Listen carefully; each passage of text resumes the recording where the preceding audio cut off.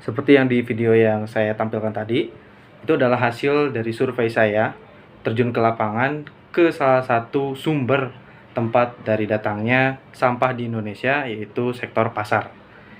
Di mana sebenarnya ada banyak sektor yang dimana pasar itu adalah tempat ketiga produksi sampah paling besar di Indonesia. Terlepas dari standarisasi higienisnya dari video yang saya tampilkan tadi, kondisi ideal yang seharusnya pengolahan sampah di Indonesia menurut pasal 34 dari Undang-Undang 1945 adalah negara sebenarnya bertanggung jawab untuk pengelolaan sampah dengan terpadu, berkelanjutan, dan ramah lingkungan. Dan juga ada kondisi ideal yang lain digambarkan pada Undang-Undang Nomor 18 Tahun 2008, di mana pada undang-undang tersebut kondisi idealnya adalah pengelolaan sampah harus menggunakan metode 3R atau Reduce, Reuse, Recycle. Namun, apakah kondisi ideal tersebut sudah terrealisasikan? Melanjut pembahasan yang saya telah sampaikan tadi, untuk menggambarkan secara umum permasalahan sampah di Indonesia, sebenarnya masalah ini berdasarkan infrastruktur yang kurang memadai, di mana seperti TPA yang berlebih muatannya dibandingkan dengan muatan seharusnya. Itu salah satu contoh dari permasalahan yang ada di lingkungan kita. Namun untuk secara detailnya, saya telah menyiapkan dua sumber data acuan, yang dimana sumber dari yang pertama adalah dari pemerintahan itu sendiri, dari SIPSN atau Sistem Informasi Pengelolaan Sampah Nasional, dan sumber data kedua adalah kuis atau kuesioner yang saya buat sendiri untuk menganalisa bagaimana tingkah atau mindset rakyat Indonesia terhadap pengelolaan sampah. Menurut data SIPSN, sampah organik dan plastik adalah sampah yang paling mendominasi. Dan sumber atau tempat yang menyumbangkan sampah terbesar di Indonesia adalah sektor rumah tangga.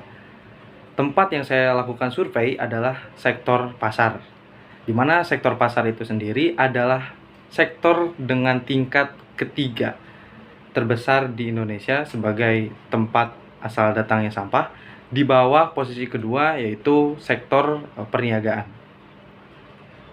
Lalu untuk temuan data saya dari data kuesioner, berdasarkan 5 responden, terbukti masalah sampah di Indonesia ini diperburuk dengan tingkah laku atau mindset masyarakat itu sendiri, di mana dari 5 responden, 100% dari mereka tidak ada yang mengikuti atau pernah mengikuti aksi ataupun seminar mengenai pengelolaan sampah. Dan hanya 20% dari mereka yang melakukan pemilahan sampah di lingkungan mereka. Lalu, apa yang harus diperbuat oleh pemerintah untuk menyelesaikan masalah ini, dan apa yang bisa kita lakukan sebagai rakyat jelata? Mendekati ujung pembahasan tentang bagaimana atau solusi apa yang harus dilakukan untuk menyelesaikan masalah persampahan di Indonesia ini. Dan tentunya pemerintah memiliki peran yang sangat penting, di mana tanpa ada campur tangannya pemerintah, tentu sangat-sangat mustahil akan terjadi perubahan yang dalam skala besar, di mana salah satu contoh solusi yang paling nyata ataupun paling dapat dilakukan oleh pemerintah adalah dengan investasi lebih kepada infrastruktur pengelolaan sampah, diikuti dengan maintenance ataupun pemeliharaan yang baik dan benar. Adapun contoh lainnya seperti penegakan atau penegasan kembali tentang aturan dari tata tertib sampah di Indonesia. Dan apa yang bisa dilakukan oleh rakyat jelata seperti kita?